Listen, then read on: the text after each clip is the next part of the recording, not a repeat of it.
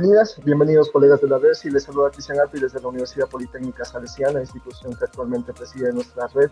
En la jornada de hoy abordaremos la charla Visualización de resultados para publicaciones científicas de alto impacto. Esta propuesta plantea un cambio de enfoque para los editores científicos, reconociendo la visualización como un componente estratégico para comunicar hallazgos con mayor claridad e impacto. Damos paso al doctor Ángel Torres, delegado de presidencia de la RERSI, quien nos ofrecerá unas palabras de apertura en esta jornada. Adelante, doctor, bienvenido. Muy bien, muchas gracias, Cristian. Y por supuesto, gracias al doctor Repiso por acompañarnos el día de hoy. En efecto, el webinar que vamos a tener hoy, 26 de mayo, va a ser muy interesante no solamente para los posibles autores, sino también para los posibles editores, ya que de alguna manera poder entender cómo se gestiona el tema de los gráficos en los resultados, cómo saber interpretarlos, puede de alguna manera ayudarnos a que justamente la charla de hoy sea más productiva. También yo quisiera mencionar un pequeño detalle que justamente la charla de hoy de alguna manera está auspiciada gracias al CREX, que justamente va a ser este año en el mes de septiembre en Quito, y que justamente el doctor Repiso nos está acompañando para que también al final de nuestra charla, un par de minutitos al final pueda comentarnos un poquito sobre las cosas y las buenas noticias, las cosas buenas y las noticias estupendas que van a venir en el CREX de Quito, organizado en la Universidad Técnica Equinoccial, pero con apoyo justamente de la red de editores y revistas científicas. Gracias, doctor Repiso, siempre de todo corazón, por su presencia, por su amabilidad, y ya estamos atentos y a la expectativa de escucharlo. Nada, como les he dicho, para mí es un placer, no tienen nada que agradecer y sí es cierto que este año hacemos el Congreso de Revistas por primera vez en Ecuador, en Quito, y desde que me propusieron que se iba a hacer en Ecuador, porque eso, aunque yo soy el director, no lo gestiono yo, pues yo pensé en esta red que sé que funciona muy bien. Es joven, pero miren, ni ABEC, que es la red más consolidada de editores de revistas científicas, ABEC, la brasileña, tiene tanta energía y gasta tanta energía al año. O sea bueno, que para mí es un placer esto de hacer una formación constante, permanente. Es un signo de que, pues, que lo estáis haciendo muy bien y que hay mucha energía, y obviamente pues también hay que felicitar bueno, pues, al equipo de RERCI y a la UTPL, perdón, a la Politécnica Salesiana, que es la que ahora parece que está liderando la red. Mi enhorabuena. Bien, pues si les parece bien voy a compartir. Permítame un minutito, por favor, doctor. Antes le quisiera presentarle su perfil, resumen de su perfil a la comunidad de RERSI. El doctor Rafael Repiso es profesor de la Universidad de Granada. También es consultor especialista en comunicación científica, académico apasionado por la evaluación de la ciencia y la comunicación digital, con una sólida trayectoria en el análisis de revistas científicas y el posicionamiento de investigadores. Combina la docencia universitaria con la transferencia de conocimiento al sector editorial y profesional. Su enfoque se centra en cómo la ciencia se mide, se comunica y genera impacto en la sociedad actual. Es editor de la Revista Panamericana de Comunicación y director del Congreso Internacional sobre Revistas Científicas, CREX, en LATAM. En esta sesión exploraremos cómo la visualización estratégica de datos mejora la comprensión de los resultados científicos y fortalece el impacto de las publicaciones académicas. Agradecemos la participación de las y los investigadores presentes en esta jornada y cuya asistencia evidencia el interés compartido por fortalecer los espacios de colaboración académica dentro de la red.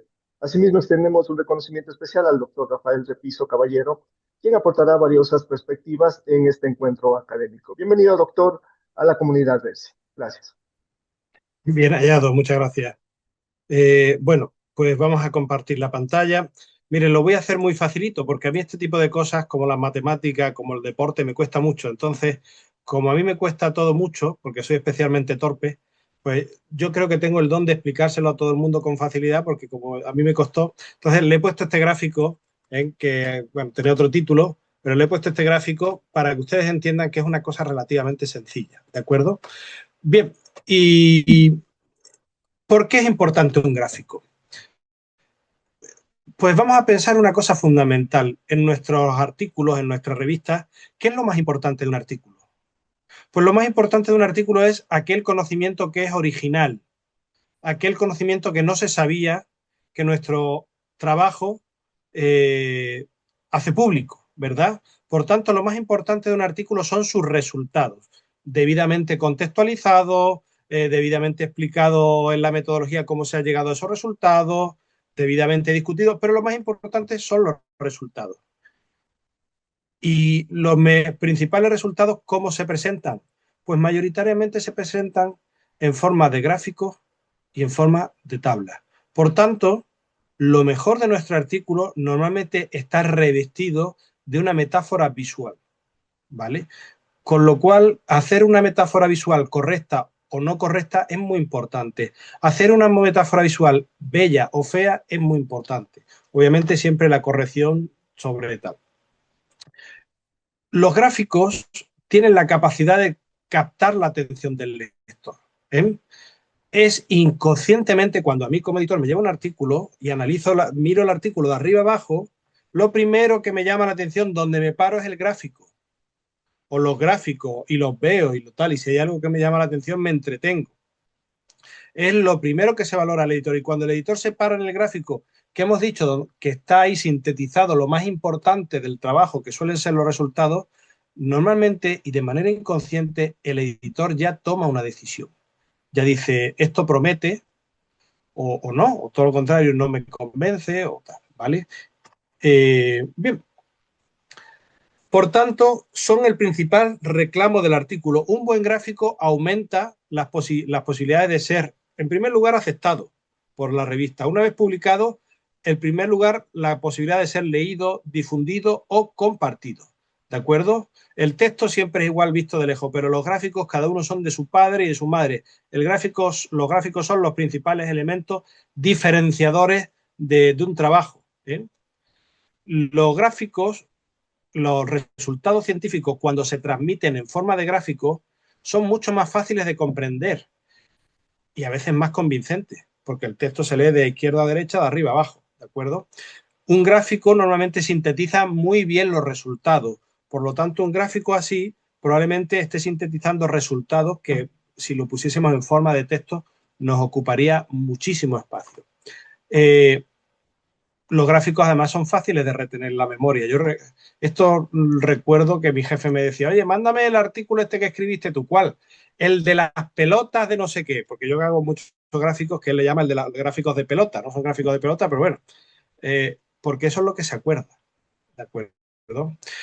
Aparte, el gráfico es un lenguaje universal, lo que significa que alguien que no habla español o que no habla inglés ve el gráfico y dice, oye, pues mira, lo entiendo y me convence tanto que me voy a poner a traducirlo con una herramienta de inteligencia artificial, con una herramienta de traducción, porque lo que he visto, que he entendido, que es el gráfico, que como todo lenguaje visual es universal, me ha convencido, ¿de acuerdo?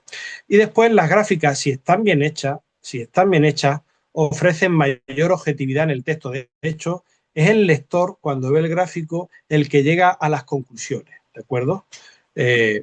También es cierto que hay formas de manipular los gráficos. Las elecciones, con los resultados de las elecciones lo vemos siempre, ¿no? Pero, por ejemplo, cuando un gráfico, en lugar de partir de 0, parte de 100, y entonces la diferencia entre 105 y 110 es el del doble.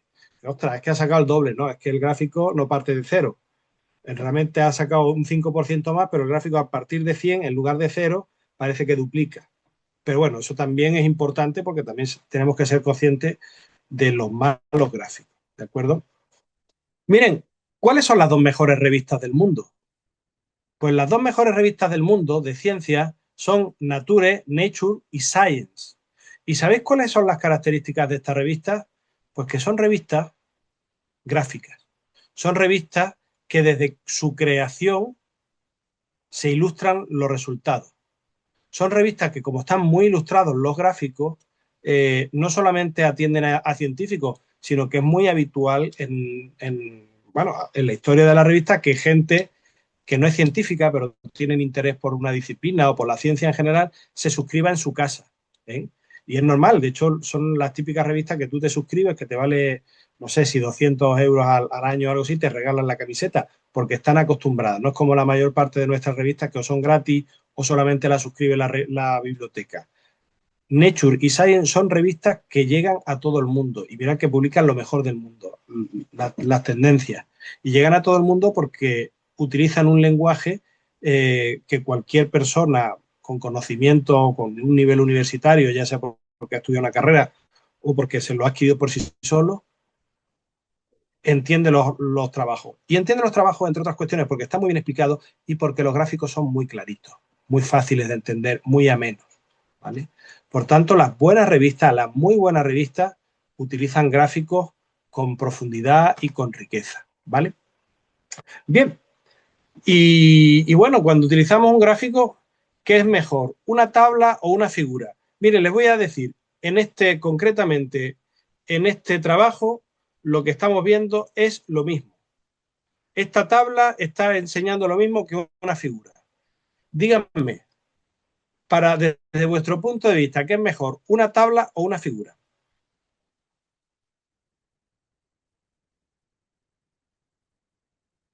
Figura. Querida Jenny, qué gusto verla. Hola, hola, qué gusto. Bueno, Hola, Rafael. oírla, porque no la puedo. Oírla, bueno. Oye.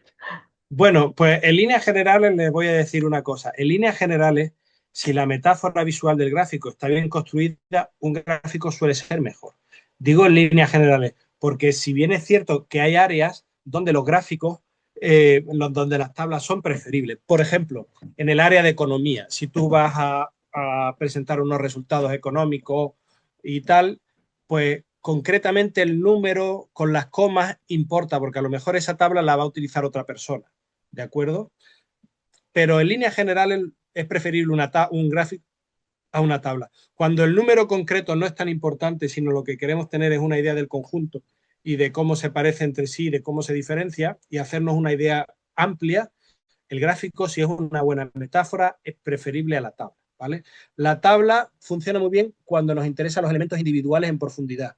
El gráfico nos interesa muy bien cuando lo que nos interesa es los elementos en su contexto. ¿Vale? Fíjense,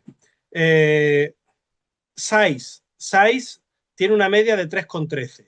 ¿Veis que este puntito está en el 3,13? El que ha hecho este gráfico se ha inventado una forma de expresar que dice, oye, pues el puntito negro va a ser siempre la media. Political Talk, la media es 1,82, el puntito está en el 1,82. Political Knowledge está en 1,22. ¿Veis el puntito que está en 1,22? Y Political Talk está en 0,43. ¿Lo veis aquí? Bien. Desviación estándar. Fíjate que el que ha hecho la desviación estándar ha dicho 1,49. ¿Qué es la desviación estándar? Pues la media menos 1,49, la media más 1,49. Fíjense que la desviación estándar se muestra aquí como una línea continua. ¿Lo veis? El mínimo es, a partir de la desviación estándar, el punto mínimo. Aquí el mínimo es 1 y aquí el máximo es 5. Pues la desviación estándar terminaba aquí hasta el 1, línea discontinua. ¿Lo veis? Y os voy a contar un secreto. Haced con el cursor rojo, haced una figura. Miren, esto es una curva gaussiana. ¿Lo ven? Es una curva gaussiana que aquí baja y aquí empieza a retomar hacia arriba.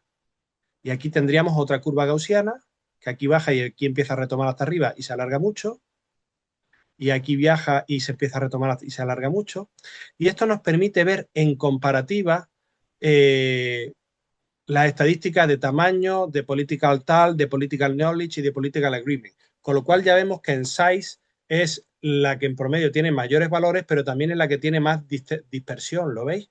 Y en cambio, political agreement es el que tiene menos valor, pero también tiene menos dispersión. Para comparar esta metáfora visual que ha utilizado este autor, nos viene muy bien. Bueno, y la pregunta es, ¿y este gráfico cómo se llama? No, este gráfico no se llama. Simplemente esto no está en el Excel, esto se lo ha inventado el hombre, pero lo podríamos hacer cualquiera de nosotros con un programa de dibujo, ¿verdad? Pero miren qué bonito, qué simple. Además es un gráfico simple. En línea general siempre vamos a utilizar un gráfico antes que un... Bueno, no sé si saben que desde que existe Internet y tal, pues tenemos gráficos dinámicos. Lo normal en nuestra revista, lo normal en los artículos es que tengamos gráficos estáticos. Un gráfico estático que es un gráfico plano, ¿vale? Que no hay más. Pero podemos encontrarnos de cuando en cuando, a ver, de cuando en cuando, a ver, perdona.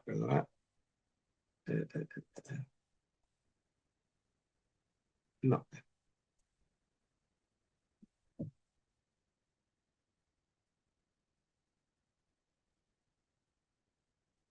no os preocupéis que voy. Podemos encontrarnos que un gráfico nos lleva a una página web y en esa página web podemos tocar el gráfico y hacer manipulaciones y demás. Oye, pues eso está interesante, sobre todo para proyectos de investigación y demás. Hombre, yo diría que como revista, un gráfico dinámico en realidad a lo mejor es poco útil porque al final los artículos acaban publicados en un sitio, pero como experimento o para una web de un proyecto, miren, por ejemplo, esto es un gráfico donde si nosotros vamos pinchando nos va dando más información, ¿lo veis? Y nos va mostrando la información y los nombres que hay detrás del gráfico y el dataset que hay detrás del gráfico. Si vamos a pinchando en la Universidad de Santiago de Compostela, pues por ejemplo vemos aquí al catedrático José López, que por cierto se ha jubilado ahora, a Manuel Campo, a José Pereira Fariña, a Berta García Rosa, a Castro de Paz, José Soenga. José Soenga, por cierto, muy amigo de Angelito, ¿verdad, Ángel? Pues esto es un gráfico dinámico que también tiene su gracia y en el contexto de la investigación a lo mejor no sirve para un artículo, pero para la difusión del artículo sí. ¿Eh? O una página web que quiera hacer una entrada, pues puede hacer un gráfico dinámico que está en Internet. Pero eso no es habitual. Pero bueno, sí os quería explicar que existen gráficos dinámicos y gráficos estáticos. ¿Mm? Bueno, ¿y qué sería una figura? Miren, una figura sería una metáfora visual.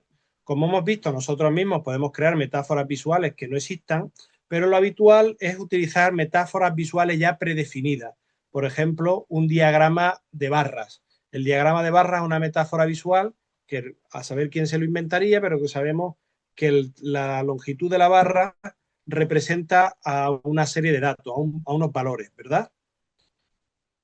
Y los usamos mucho porque todo el mundo, pero podemos hacer, hay muchísimos tipos de gráficos. Tú entras en el Excel y te das cuenta que ahí hay una caja de herramientas que te permite hacer muchos tipos de gráficos. La pregunta es, ¿ustedes saben para qué sirve cada tipo de gráfico? Eso sería muy importante saberlo. Yo voy a contar una cosa. En el Excel tiene muchas opciones. Los programas de cálculo como tipo SPSS y tal tienen muchísimas. No nos tenemos que saber todo, pero sí os diría que sí tendríamos que saber todos los gráficos que existen, para qué sirven. ¿Por qué?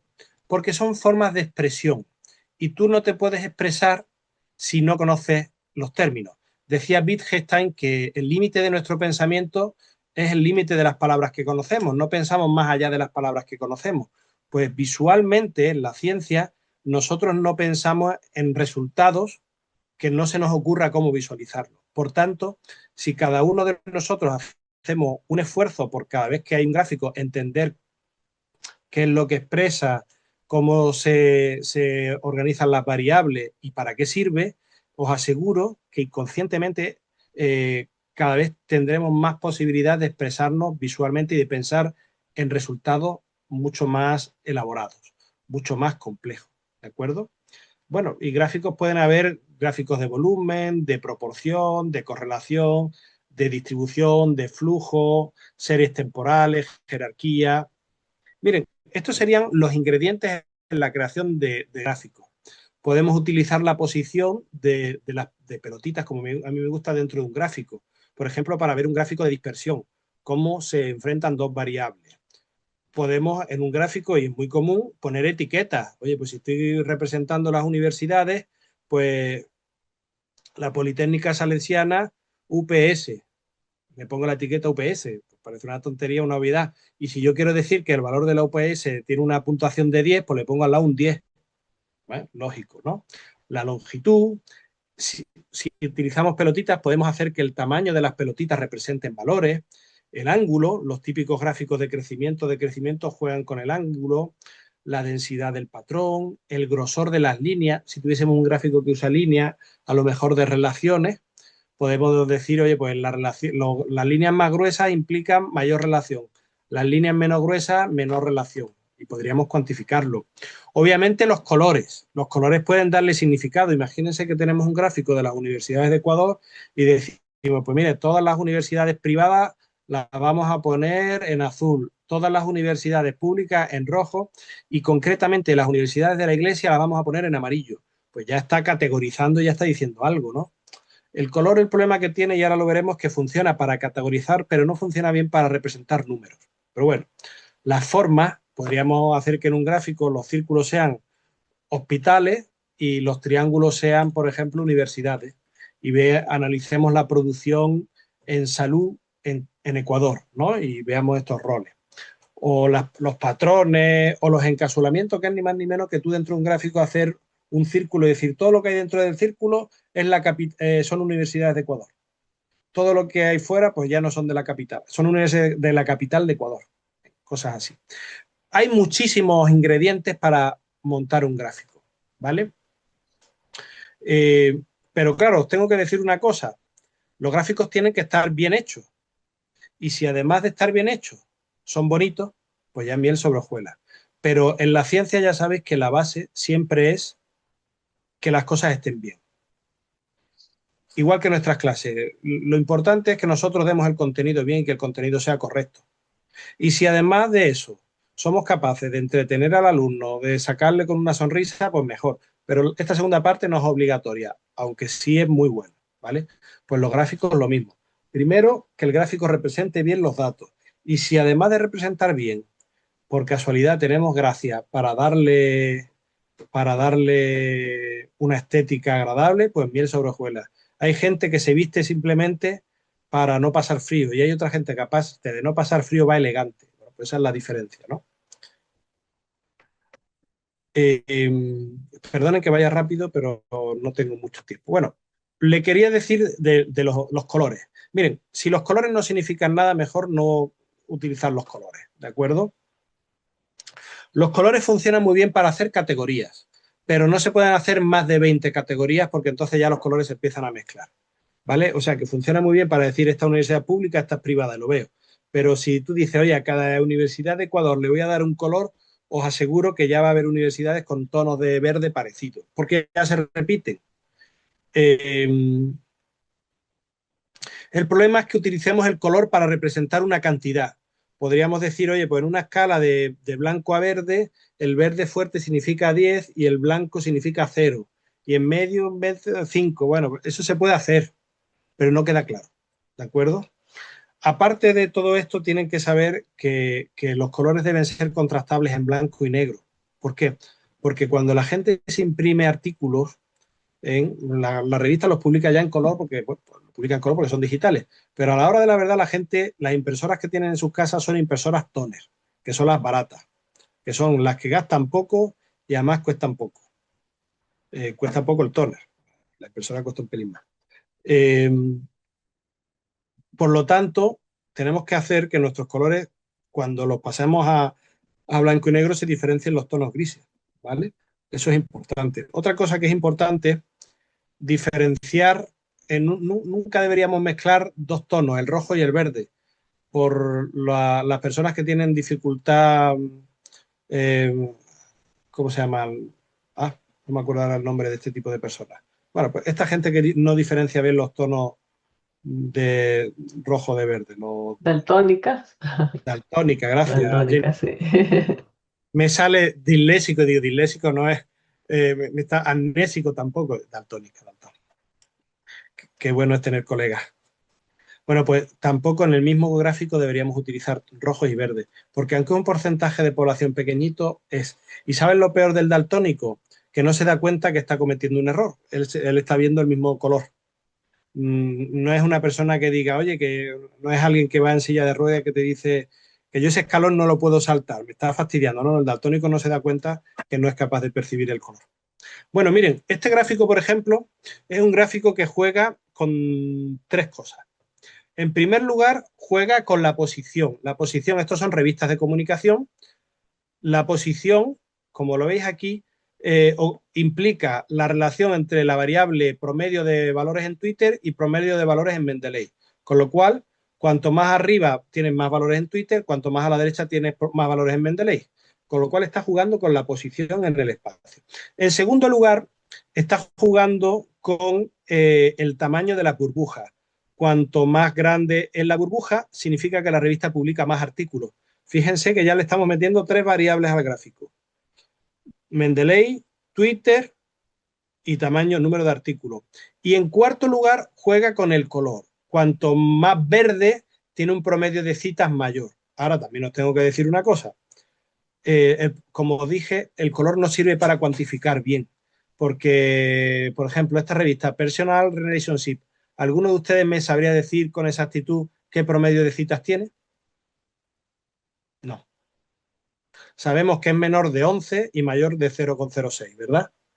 Pero nada, cuando nosotros utilizamos el color para representar números, lo único que vemos a grosso modo es la tendencia general. La tendencia general es que cuanto más alto, las revistas son más verdes y cuanto más bajo, las revistas son más amarillas. Pero estaréis de acuerdo que el color no sirve para representar números, ¿verdad? Bueno, pero lo que no sirve para representar números no es una variable especialmente importante en ese gráfico, pero al añadirla, pues de alguna manera hemos conducido un poquito más el artículo, ¿de acuerdo? Pero oye, que tenemos un gráfico que nos está representando cuatro variables, cuatro, y si le añadimos el nombre de la revista, cinco, ¿o no? También es cierto que no todas las revistas aparecen el nombre. Como hay muchas revistas, pues solamente aquellas que están un poco alejadas se le pone el nombre, ¿vale? Este es un buen gráfico. Este es un buen gráfico, además lo publicamos en una revista muy buena, ¿de acuerdo? Y aquí además tendríamos la línea de regresión, la línea de tendencia, ¿vale? Que nos indica cuál es la tendencia, ¿de acuerdo? La tendencia es que ahí se demuestra que hay una correlación fuerte entre las veces que aparece en Twitter y las veces que aparece en Mendeley, ¿vale? Queridos amigos, no os lo he dicho, si tienen alguna pregunta, alguna cuestión, yo encantado. De hecho, voy a haceros... Ah, no, ¿he levantado la mano yo? No sé cómo he levantado la mano. ¿Ah? No se baja la mano. Bueno, me van a disculpar. ¿Alguna pregunta, alguna cuestión? Bueno, seguimos. Miren, esto es lo que les decía, los gráficos, el color se utiliza muy bien para hacer categorías, pero como usen más de 20 categorías, la revista las categorías se parecen, ¿lo veis? Probablemente Jenny sí sea capaz de diferenciar más de 20 colores, pero aquí la mayor parte de los varones que somos no. O sea, yo sé rojo de naranja y a mí el salmón es naranja. Entonces, no podemos utilizar el color, o sea, debemos utilizar el color para hacer categoría, pero cuando son muchas ya llega un momento en que no funciona, ¿vale? Que lo veáis. Aquí se ve claramente que ya al final mete más ruido que otra cosa porque los colores se repiten, ¿verdad? Con lo cual, si los colores se repiten ya no nos sirve para la categorización. Esto fue una tesis de un colega, de un doctorando mío de hace años. Más de 20, mejor no. Bueno, ¿y qué colores usar? Pues miren, se pueden usar secuenciales, divergentes o categóricos. Los secuenciales son, elegimos dos colores, por ejemplo, el blanco y el morado, y hacemos una gama media. Perfecto. Los divergentes son que entre dos colores elegimos un tercero que va en el medio, normalmente el amarillo. Pero podemos utilizar, por ejemplo, el rojo en un extremo, el verde en otro y en el centro ponemos el amarillo o el blanco. Normalmente el blanco, perdonad. ¿De acuerdo? O categóricos, que la idea del categórico es que utilizamos colores que no se parezcan entre sí para que no nos confundamos de categoría. ¿De acuerdo? Y miren, yo no sé si a ustedes se les da bien conjuntar la ropa. A mí se me da fatal. Yo conjunto muy, muy mal la ropa. Como conjunto muy mal la ropa, a mí me vestía muy bien mi madre. Desde que me fui de casa, pues ya no me viste nadie. Me tengo que vestir yo. Y conjunto muy mal. Como se me da muy mal conjuntar la ropa, yo tengo una norma cada vez que me compro ropa. Tengo que utilizar un color que use el ejército. porque todos los colores del ejército entre sí combinan, todos combinan. Ahora, nunca me pondré un morado porque yo no sé con qué combina el morado, ni si me pega ni nada. Bueno, para aquellas personas que no sepan combinar los colores, mi consejo es que entren en internet y se busquen pantones que ya vienen colores precombinados. Y entonces, si estáis haciendo un artículo que utiliza varios colores, cambiarlos por colores de Pantone. Ya verán que aparte de quedar bien, son bonitos. Quedan muy, muy bien. Combinan muy bien. ¿Eh? Esto es un consejo. Yo os tengo que decir que alguna vez lo he hecho con gran éxito. ¿Vale? Bueno, ¿y cómo se hacen los gráficos? Pues miren, los gráficos normalmente los hacemos con el Excel, con el PowerPoint, con programas de cálculo. Existen programas específicos de visualización. Yo les recomendaría mucho Tableau. Es un poquito difícil, pero normalmente para los profesores es caro, pero a los profesores universitarios nos lo dejan gratis, porque esta gente se alimentan sobre todo de, de empresas, son las que le pagan.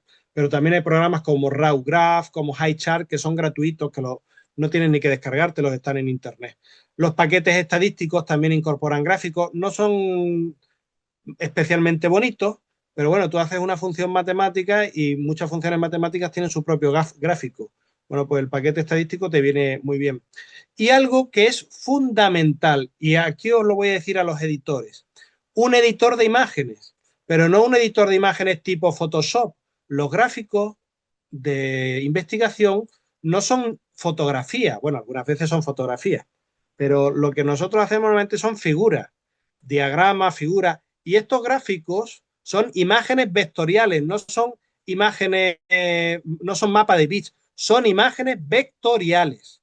¿Qué significa que sean imágenes vectoriales? Pues significa que las podemos ampliar muchísimo y no pierden calidad, ¿vale? Entonces, existen programas específicos para imágenes vectoriales, como son el Adobe InDesign o el que no tiene dinero, su versión gratuita, que es el Inkscape, ¿de acuerdo? Esto es muy, muy importante. Si estás haciendo gráficos, hay gráficos que no se pueden hacer con el Excel, pero el Excel te hace algo parecido. Pues tú ya lo manipulas con el programa de gráficos y lo tienes, ¿vale? Bueno, vamos a ver unos gráficos. Miren, ahora me voy a parar y os voy a enseñar cómo hacer un buen diagrama de barras. Este es el gráfico más utilizado, es el gráfico más simple. Y ahora, con vuestro permiso, me van a ayudar ustedes a hacer un buen diagrama de barras, ¿vale? Así que pongan los micrófonos y me van a decir cómo vamos a coger un diagrama de barras y lo vamos a convertir en un diagrama tan bueno que nos sirva para un artículo científico. ¿De acuerdo? Bien. Primera cuestión. Nunca, nunca, nunca manden un artículo tal como les sale en el Excel. Eso es como mandar el primer borrador. Eso da una mala sensación, una mala imagen, el color es azulito del Excel. Eso no. Siempre tenemos que trabajarlo porque el demonio está en los detalles. Si queremos publicar en las mejores revistas del mundo, tenemos que ser hiperdetallistas. Así que venga, díganme qué podemos hacer en este gráfico para mejorarlo. Recuerden, primero la ética y después la estética. Primero vamos a hacer lo que esté mejor y después que además sea bonito. Ay, perdón, ¿qué ha pasado? No sé qué he tocado, que se ha puesto de colores. Diego, miren, son ustedes lo mejor. Diego, no tienes que levantar la mano. En España y sobre todo en Andalucía no tenemos educación y directamente ponemos el micrófono. Tú empieza a hablar y ya. Dime, Diego, ¿qué hago? Muchas gracias, profe Rafael. Bueno, yo le quitaría lo que dice título de gráfico y le pondría las leyendas para que salga en la parte de abajo, activándole con doble clic las leyendas del gráfico. Perfecto. Miren, primera lección. El título del gráfico no se pone dentro del gráfico. Se pone después cuando lo metamos en el texto, ¿vale? Pero no dentro del gráfico, a no ser que dentro de un gráfico pongamos dos figuras, que puede ser gráfico 1A, gráfico 1B. Entonces, es bueno que dentro del gráfico esté esa diferenciación. Pero si no, no, lo quitamos. Y después las leyendas. ¿Qué leyenda ponemos?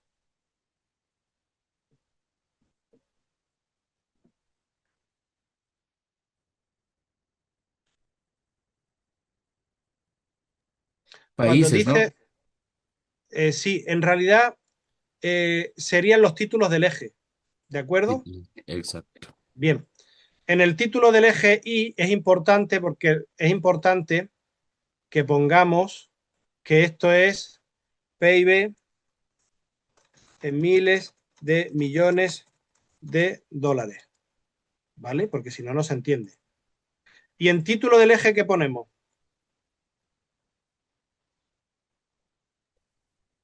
¿Regiones o...? Pues Sí, mira, ni son países, ni son continentes, porque Norteamérica y Sudamérica están separados, como podría ser regiones, bien, Jenny, sí. pero no vamos a poner ni eso, lo quitamos.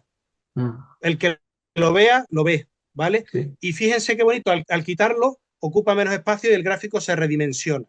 Perfecto. Siempre hay que dejar espacio tal. Viviana dice, Viviana, pon el micrófono, que te oigamos.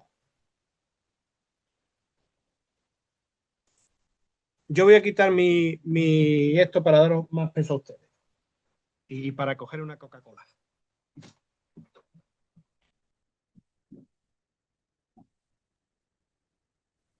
Se puede colocar el PIB, el título que está arriba, PIB en miles de millones. Sí, eso lo tenemos en el eje Y. ¿No lo ves que está aquí en el eje Y?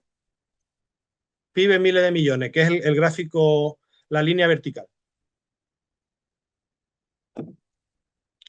Miren, hay un error típico, que es el error que cada vez que yo lo veo como editor me dan ganas de matar al autor.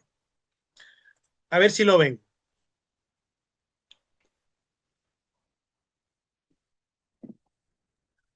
Por ejemplo, poner como N, América, o sea, como abreviaturas, que No, de no, momento no no. hace falta abreviaturas porque cabe. El error, Jenny y queridos compañeros, es que el gráfico esté ordenado alfabéticamente. Un gráfico no debe estar ordenado alfabéticamente. El gráfico tiene que estar ordenado de valores, de Sí, mayor a menor o de menor a mayor, como se claro. quiera. Normalmente de mayor a menor. ¿Por qué? Porque ahora está ordenado. Y ahora yo leo de izquierda a derecha y de derecha a izquierda y automáticamente el gráfico se convierte en una especie de ranking y ya se puede ordenar. Eso nos pasa mucho en las tablas, que metemos una tabla y por defecto nos sale el que empieza por A.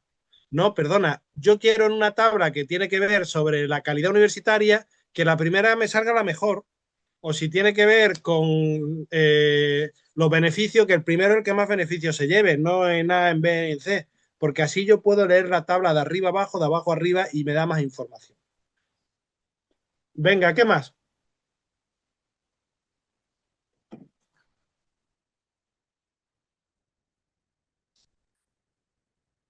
Los colores, quizás. Viviana dice que agrandar la letra. Las líneas intermedias también, o sea, eliminarlas. Muy bien, miren, los colores. Nunca poner el color que viene por defecto, nunca. Eso da una sensación de dejadez tremenda. A mí, por ejemplo, me gusta, esto es una especie de fetichismo mío, que los colores tengan transparencia. Entonces yo le pongo una transparencia del 50% y queda muy elegante, ¿verdad? Eh, pero bueno, no tiene por qué. Vamos a dejar la línea temporalmente porque vamos a hacer otra cosa mejor. ¿Sabéis qué podemos hacer? Este valor, ¿cuánto es? Norteamérica, ¿cuánto es? ¿Qué representa?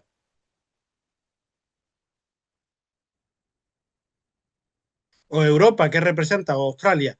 Un dato muy importante es si podemos dar el valor. Si podemos, lo damos. ¿Y sabéis lo que sucede?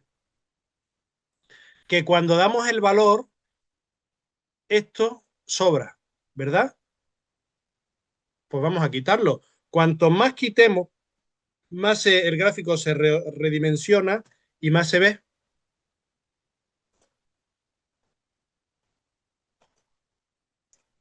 ¿Qué más?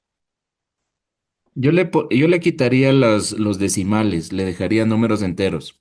Y con si es que es porcentaje, le pusiera porcentaje, aunque sé que es El Producto miles. Interior en miles de millones. Ah, miles de millones. Ah, ya, ya. Entonces ahí sí podemos Ahí dejarle sí hay ahí. que dejarlo, sí. Pero Sí. lleva razón, hay cosas que los decimales no dicen nada, ¿vale? Pues sobre todo cuando ya se ve que hay una diferencia significativa entre unos y otros. Si fuese una diferencia mínima, los decimales mandan, pero lleva usted razón, Diego. En ciertos casos, los decimales sobran. Miren, bueno, hemos quitado el eje X y pues vamos a quitar las líneas esas, porque ya nos sobran, ¿verdad? ¿Qué más?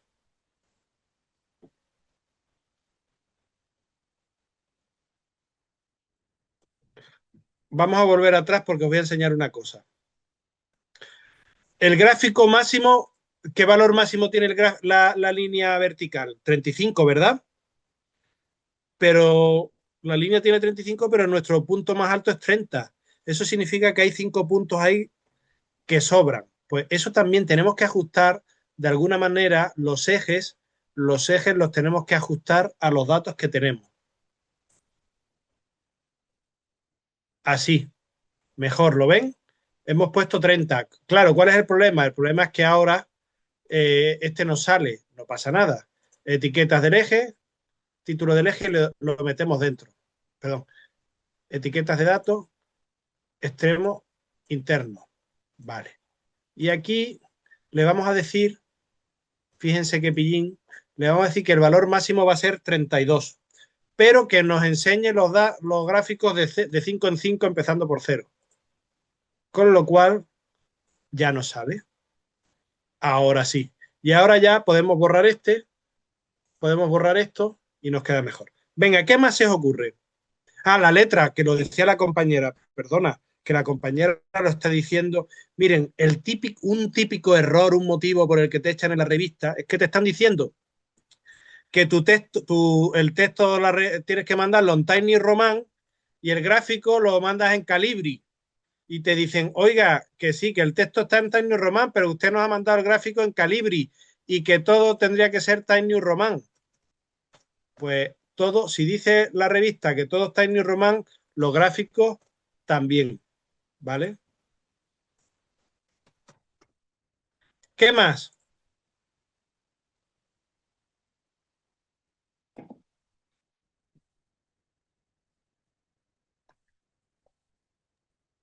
Quizás hacer una línea para ver cómo la tendencia No, puede porque ser, ¿no? las líneas están bien cuando es a lo largo del tiempo o algo así. Si no, no.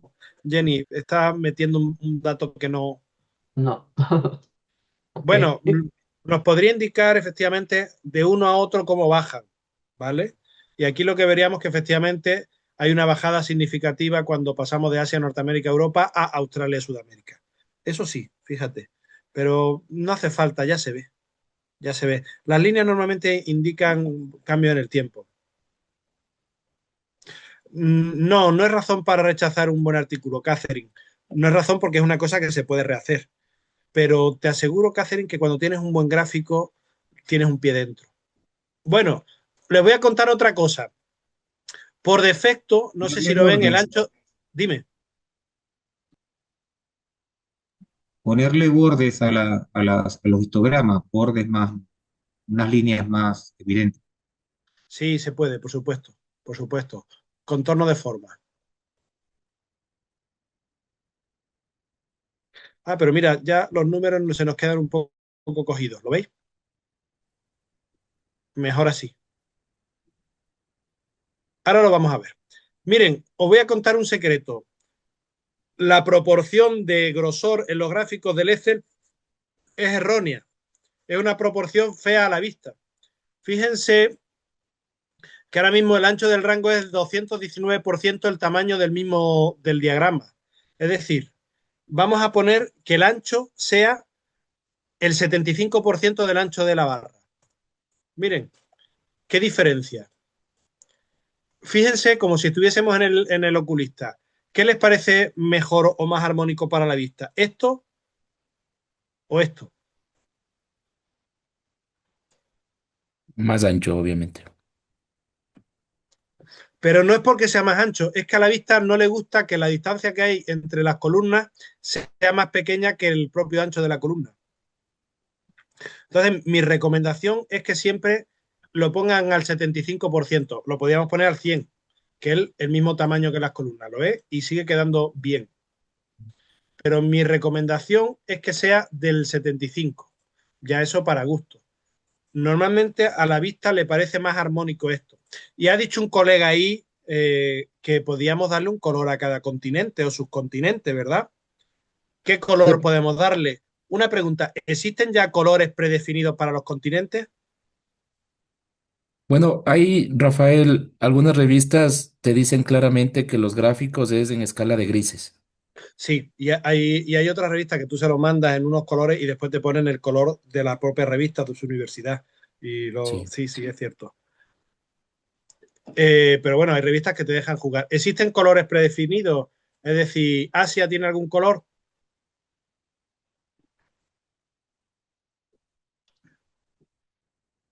Pues sí, pues sí. En las Olimpiadas, los círculos, eso, cada círculo, cada anilla de las Olimpiadas representa un continente. A ver, ¿qué continente representa Asia? ¿Qué color?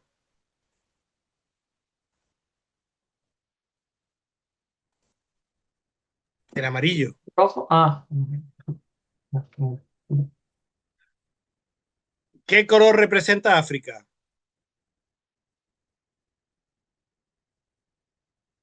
No, no está África, así que no vamos a ponerlo. Bueno, podemos ponerle a Europa el azul, ¿verdad? A Norteamérica podemos ponerle el verde. Y una cosa muy importante, Australia el naranja y a Sudamérica este, ¿vale? Una cosa muy importante, si ustedes en un gráfico, en un artículo están usando estos subcontinentes, en el siguiente gráfico que traten a los mismos tal, utilicen la misma combinación, ese código, es decir, a Norteamérica le ponen verde, a Europa azul y tal, esa repetición. Y otra cosa muy importante, si por ejemplo tienen dos gráficos en el mismo artículo, intenten que esos dos gráficos tengan el mismo ancho y el mismo alto, por una cuestión de armonía. Os parecerá una tontería, pero es muy importante. Obviamente, a no ser que haya muchos más continentes o menos continentes, y el contenido cambia. Y cuando cambia el contenido, es normal que cambie el continente. Pero si el contenido es el mismo, pero con diferentes resultados, pues mantengan los colores y mantengan el tamaño, ¿vale? Que sea armónico. Bueno, y vamos a ir terminando. Eh, Hemos visto en profundidad un gráfico, que es, por cierto, el gráfico más utilizado, pero existe una familia de gráficos que nos enseñan una gran cantidad de cuestiones. Por ejemplo, el diagrama horizontal es igual que el vertical, pero con una ventaja, que podemos meter más casos y además podemos poner títulos más grandes. ¿Lo veis? Evidente. Pues cuando tenemos que utilizar un diagrama con muchos casos, preferiblemente vertical.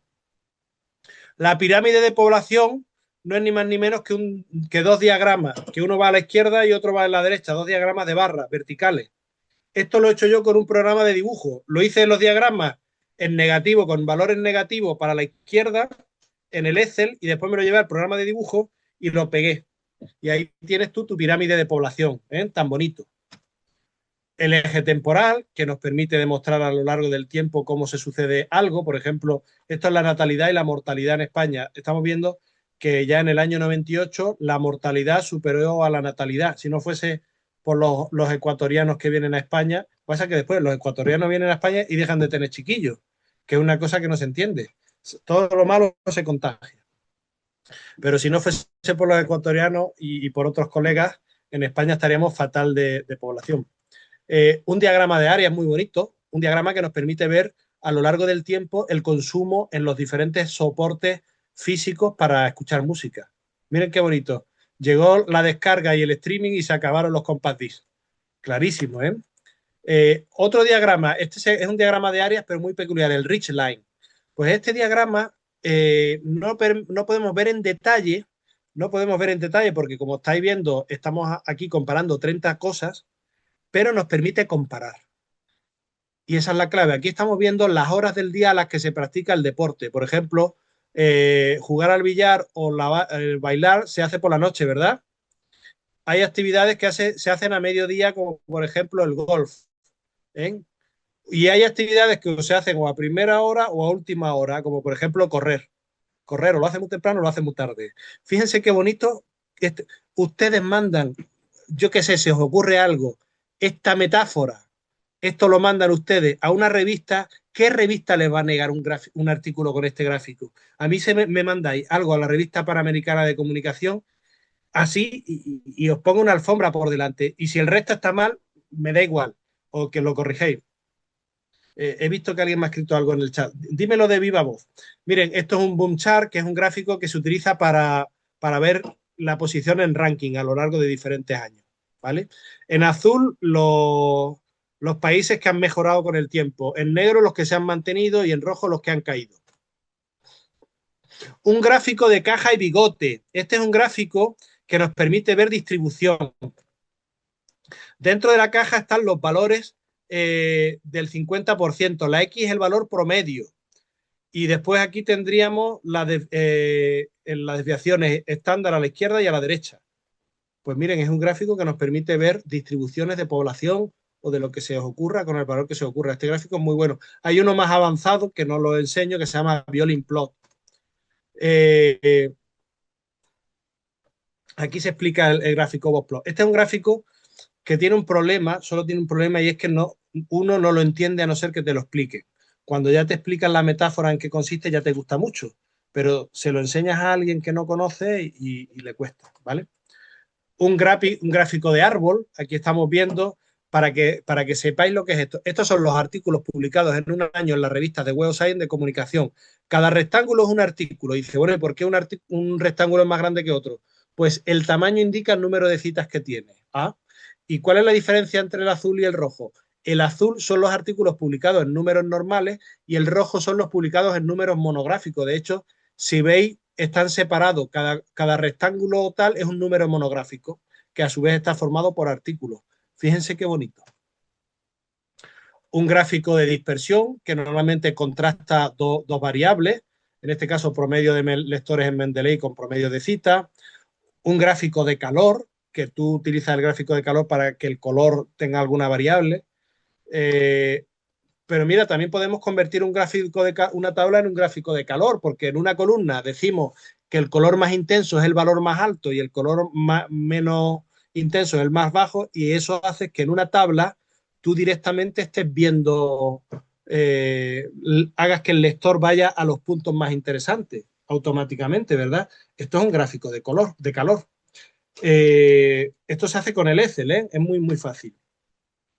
O un gráfico de calor según con estos programas que detectan dónde va tu mirada, ¿no? Esto es un diagrama de Sankey y un diagrama de flujo. Hace poco ha salido que el antiguo presidente de España, Zapatero, bueno, pues parece que es un corrupto. Una cosa que a la gente le costaba entender, pero que la verdad es que todo el mundo lo sabía. Pero ahora hay pruebas. Y entonces han hecho un flujo de cómo el dinero de una empresa se iba a otra, que se iba y acababa en Zapatero, en las hijas de Zapatero, en tal. Este es un gráfico muy interesante para ver cómo los flujos pasan de un lugar a otro. ¿Eh? Y este gráfico, que antes era difícil de hacer, tú ahora le metes los datos a Claude, a la inteligencia Claude, y te lo hace en un momento y precioso. Un cartograma, otro cartograma. Pero bueno, y ya terminando con esto, lo que sí quiero que me prometan es que nunca en la vida van a utilizar un gráfico de tarta. Los gráficos de tarta no sirven porque el cerebro no entiende bien 360 grados. Si tenéis que hacer un gráfico de tarta, mejor un diagrama de barras. Un diagrama de barras siempre es mejor. Porque, díganme, ¿ustedes son capaces de apreciar la diferencia entre lo verde y lo naranja? Fíjense si son malos los gráficos de tarta, que le tenemos que poner el valor. Si no le ponemos el valor, ya sí que no entendemos. En todo caso, el único gráfico de tarta que el cerebro entiende bien se llama Claude. El único gráfico de tarta que el cerebro entiende bien es cuando la tarta la cortan en dos trozos. Una tarta que se divide solamente en dos trozos, el cerebro lo entiende bien. Pero si son tres o más trozos, os aseguro que no lo entiende. Solamente porque le ponemos los valores lo acabamos de entender. Pero si no, no lo entenderíamos. Y ya para terminar el curso, lo que quiero es que me prometan que nunca en vuestra vida van a utilizar un gráfico de tarta en 3 dimensiones, porque entonces ya no entendemos nada. Porque al meterle 3 dimensiones, lo que está delante parece sobredimensionado a lo que está atrás. Nunca, nunca, nunca usen gráficos 3D. Eso es de cateto. Eso de persona que se acaba de comprar un ordenador y ve los 3D y se cree que eso es lo más innovador del mundo. Pero a nivel de investigación, los gráficos 3D no los usa nadie, los peruanos. Pero eso no lo vamos a callar. Y bueno, ya con esto termino. ¿Dudas, preguntas, cuestiones? Perfecto, doctor, muchísimas gracias. Tenemos un comentario de Moisés Payo. Dice, ¿qué criterios mínimos debería utilizar los editores para evaluar la calidad visual de las tablas, gráficos e infografías? ¿Es trabajo de los editores mejorar o incluso rechazar las tablas o gráficos de los artículos que llegan? Sí, sí, de los editores y de los revisores. Igual que tú revisas el texto, con más sentido tienes que revisar un gráfico, porque lo más importante del artículo, que son los resultados, están en los gráficos. Con más sentido tienes que... El gráfico es más importante, mucho, mucho más importante. Entonces, ver que no haya datos replicados, datos repetidos, ver que efectivamente es armónico, ver que están los ejes de las variables y está claro. Una cosa súper importante, un gráfico tiene que estar tan bien hecho y el título tan bien elegido que si lo copiáis y se lo enseñáis a alguien que no ha visto el artículo ni sabe de qué va el artículo, sepa de qué va el gráfico. Que el gráfico sea autónomo. Solo con su título, solo con el contenido, un gráfico tiene que ser autoexplicable. Si no, tienes que meterle más título o una mejor nota a pie de página o los elementos dentro del gráfico. Perfecto, doctor. Muchísimas gracias.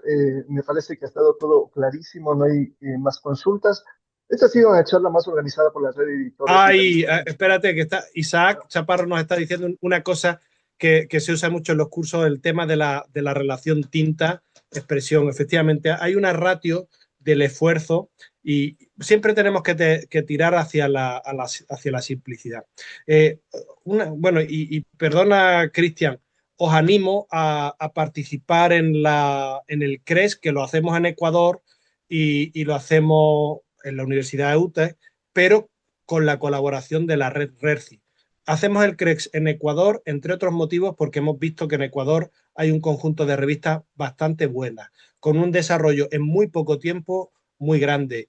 Y veíamos que no tenía sentido irse a otros países cuando Ecuador está tan pujante. Es decir, que hacemos el CREX en Ecuador porque están ustedes. Con lo cual será un placer para nosotros que ustedes participen en Ecuador y de hecho que sepan que RERCI ya participa per se en la formación. Yo, una vez que ya yo soy el director del Congreso, una vez que me han indicado los de la Universidad UTE, cuáles son las estancias, cuáles van a ser los espacios y demás, yo todo lo estoy contrastando con los colegas de RERCI de la directiva bueno, pues para hacer un congreso para los ecuatorianos. Y los ecuatorianos son ustedes. Los editores de revistas de Ecuador, los más destacados, son los que están en la RERCI. Es cierto que hay otros, y además el día antes de RERCI, del congreso, el martes, ustedes tendrán para reunirse dentro de la Universidad UTE, que les van a prestar espacios y demás, es decir, que tienen ahí su espacio. El miércoles tendremos una serie de talleres formativos y ya el jueves empieza el congreso. Pero créanme que ustedes son el objeto del congreso y el sentido del congreso. Así que siéntanse completamente invitados a participar. ¿De acuerdo? De hecho, Jenny Pontón va a participar, que le hemos hecho un atraco a mano armada para que nos lidere una mesa que queremos hacer de académicos, y va a venir gente muy buena. El otro día estuve yo en un congreso de la Asociación Española de Investigación y yo lo estaba mirando y digo, este congreso no tiene tantas ponencias como el que nosotros tenemos. El nuestro traemos a muchos más expertos que tal. Pero bueno, también vamos a tener comunicaciones y de todo. Nada, siéntanse totalmente invitados. Perfecto, doctor. Muchísimas gracias por la invitación. Estaremos atentos a la información que nos compartan desde CREX. Esta ha sido la charla informativa Visualización de resultados para publicaciones científicas de alto impacto. Nos acompañó el doctor Rafael Repiso desde España, profesor de la Universidad de Granada y consultor especialista en comunicación científica. Les extendemos nuevamente nuestro agradecimiento, doctor, y esperamos vernos muy pronto en el CREX. Y Que pase muy bien. ay, Claro. perdonen qué mala educación, que quité el vídeo y no lo he vuelto a poner. Y una última cosa, gracias Cristian por el trabajo, pero que sepan que detrás de este atraco para que yo de esto está Ángel Torres, que Ángel Torres no se cansa de pedir y buscar recursos y buscar gente que venga a dar estas charlas para atraer a Renan. Así que, y además tiene la delicadeza de no aparecer y dejar que otros presenten y tal. Pero bueno, yo te lo agradezco porque el que se compromete siempre es él. El que me ha estado mandando hoy mensajes a lo largo del día para recordarme que era hoy, el que 5 minutos antes me ha llamado ha sido Ángel. Y después no, ese tipo de cosas no se ven. Gracias a todos por el cuidado y el cariño. Cuidad mucho. Gracias, Muchas Rafael. gracias. En nombre de Rexy, muchas gracias, y a todos y a todas que se animen a venir a Quito a este congreso que es único. Hay que aprovechar la oportunidad porque viene gente que sabe muchísimo y que nos puede ayudar a mejorar nuestras revistas en Ecuador. Un abrazo. Perfecto, doctores, muchísimas gracias. Que tengan un excelente día. Pase muy bien. Chau, chau.